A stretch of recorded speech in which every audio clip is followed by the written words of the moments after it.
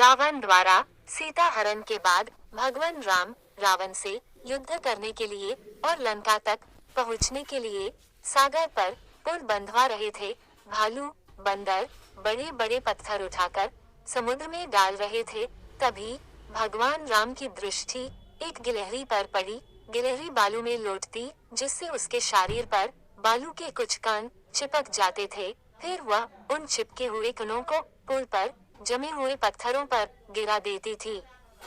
यह देखकर भगवान राम आश्चर्यचकित हुए और बड़े प्यार से गिलहरी के पास जाकर उसे हाथ में उठाया और उससे पूछा, यह तुम क्या कर रही हो?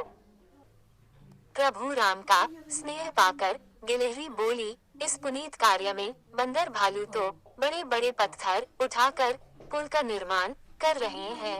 मैं छोटी सी गिलहरी भला इतने बड़े पत्थर कैसे उठा सकती हूँ?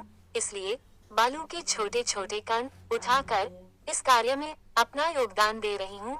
आप एक अच्छे काम के लिए निकले हैं और अच्छे कार्य में तो सहयोग करना ही चाहिए। गिलहरी की बात सुनकर भगवान राम बहुत प्रसन्न हुए।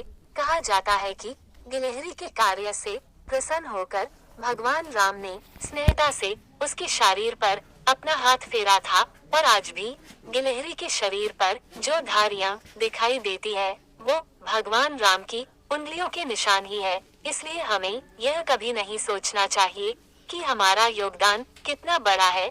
किसी भी अच्छे काम के लिए जितना और जैसा भी हम कर सकते हैं वो हमें अवश्य करना चाहिए।